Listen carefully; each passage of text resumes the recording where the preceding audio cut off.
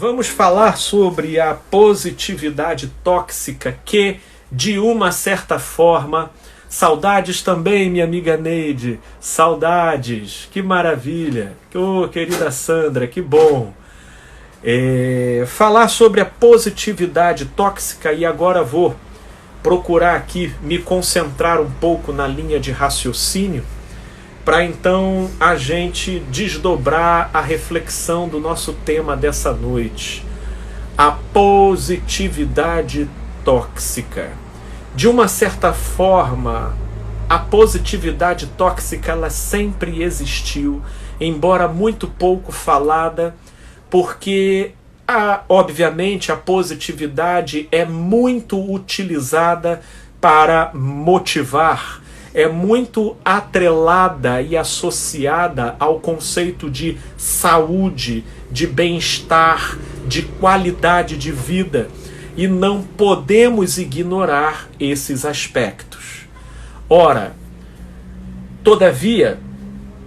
assim como tudo pode vir a se tornar tóxico, e essa palavra tóxico, ela está sempre muito, pelo menos na área de humanas, relacionado, creio que a maioria já deva ter ouvido falar de relacionamento tóxico, já tenha ouvido falar de um ambiente de trabalho tóxico,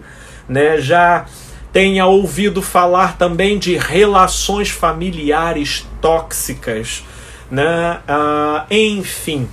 nós já ouvimos a aplicação desse termo tóxico associado com inúmeros termos, mas parece um tanto quanto inusitado a associação desse termo tóxico com o conceito de positividade.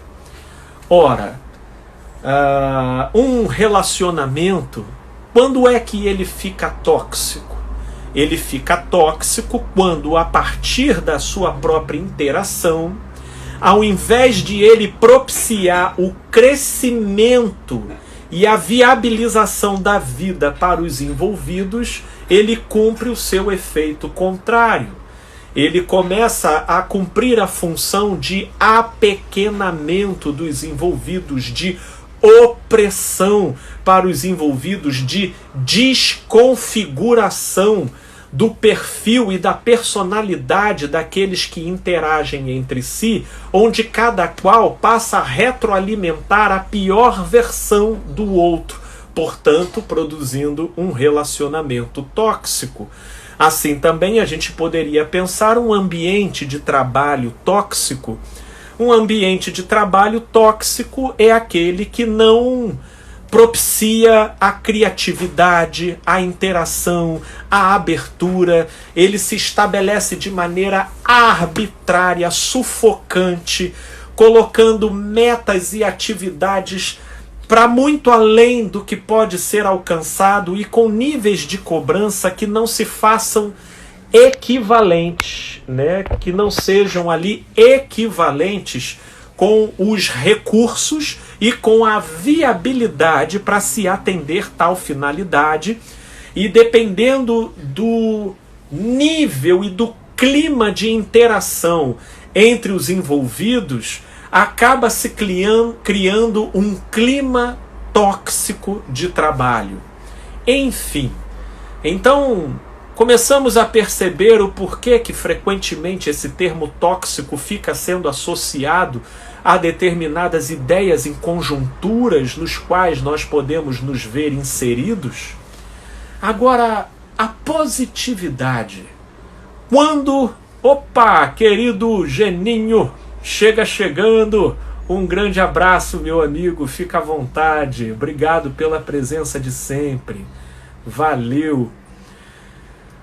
Quando que uma positividade ela pode ser tóxica? Uma positividade ela pode ser tóxica na medida em que ela se impõe como uma demanda arbitrária e que viola a processualidade espontânea da pessoa em vivenciar aquela realidade. Ou estabelecendo um patamar idealizado e fantasioso que só se procede no imaginário da pessoa, desadaptando a pessoa de viver a sua própria realidade, ou colocando a pessoa para trabalhar uma concepção sobre si apenas pelo viés da comparação com a trajetória do outro, de modo a exigir de si, às vezes, o que sequer é verdade na trajetória do outro. Ora, nós estamos falando aqui, a princípio, conceitualmente, de como e quando uma positividade pode vir a se tornar tóxica, mas eu acho que vai ficar bem claro de a gente poder visualizar se a gente começar a exemplificar a coisa. E aí, minha gente, eu não iria para outro endereço senão para as redes sociais. As redes sociais hoje em dia, elas são as principais emuladoras daquilo que nós vamos conversar como sendo positividade tóxica. Isso porque, em se tratar, por exemplo, do próprio Instagram, que inclusive recentemente, se eu não me engano, no ano passado, entrou em fase de teste de um novo procedimento e com o passar do tempo acabou se tornando um procedimento padrão, que foi suprimir, né, a visualização da quantidade de likes que você recebe numa dada imagem, e tudo isso visando a preservação da sanidade dos seus usuários. Por quê? Porque pela a corrida atrás da quantidade de likes foi sendo apontada pela realização de determinadas pesquisas, produzindo uma neurose obsessiva tão grande em determinadas pessoas, que ficava notório constatar como que as pessoas estavam vinculando a sua própria identidade ao feedback que elas obtinham nas redes sociais. No entanto, as redes sociais são um recorte idealizado e ajeitado da vida, meticulosamente enfeitado e organizado conscientemente para que, de uma certa forma, o momento específico que a pessoa esteja vivendo represente pela imagem o que ela está sentindo, ou por vezes até o que ela gostaria de estar sentindo. O fato é que a incompatibilidade entre o que o sujeito expressa para o lado de fora e aquilo que subsiste como verdade na essência do que ele vive, isso daí possui uma discrepância extraordinária. O fato é que, sem uma consistência na própria identidade, sem uma referência de autoconhecimento do sujeito com ele mesmo,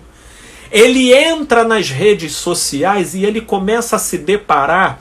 com uma multidão de imagens de pessoas felizes, de pessoas em momentos encantadores, outras evidenciando vários lugares do mundo, como se aquilo acontecesse, como se ela vai ali na cozinha beber uma água. E tudo isso com uma profusão tão grande que, no comparativo com certos desgostos e falta de localização dele com ele mesmo, na sua adaptação, na sua própria realidade, ele começa então a entrar num aprofundamento desse desgosto com ele mesmo, né? E isso e a interação com essa realidade fictícia das redes sociais, cujas fotos são muito mais ilustrativas do que carregam consigo o potencial de expressar uma verdade sobre o sujeito, até porque se ele registrou um momento, saiba, aquilo dali é um momento, porque a realidade não se comporta o tempo todo desse jeito, mas o sujeito sem uma referência de identidade e autoconhecimento, ele entra numa rota de angústia que pode, inclusive, desembocar numa depressão. Desembocar numa depressão. Por exemplo, para pensar, nós acabamos de passar pelo Dia dos Namorados agora, foi recente, dia 12 de junho. Ora, era só você entrar nas redes sociais e você ver a profusão de imagens e de fotos de casais juntos. E pensa numa pessoa que por escolha ela decidiu estar sozinha, mas ela fica oscilando entre a carência que ela sente e o significado do que estar sozinha representa para ela, e meio que essas forças ficam degladiando dentro dela, sem ela, por vezes, ter dilemas e questões em relação a isso, e ela entra nas redes sociais e ela vê para todo lado inúmeras imagens de pessoas juntas, de pessoas felizes, de pessoas encantadas, e aquilo começa a passar para ela, então, principalmente se ela não tem uma relação harmonizada com o seu próprio juiz interno, começa então aquelas sensações de eu tô sozinha porque eu sou incompetente, eu tô sozinha porque ninguém gosta de mim. Olha, até aquela fulana tá aparecendo com uma pessoa. Puxa, eu realmente devo ser uma pessoa muito ruim para eu estar aqui sozinha nesse momento. E aí a imaginação já começa a produzir uma tortura.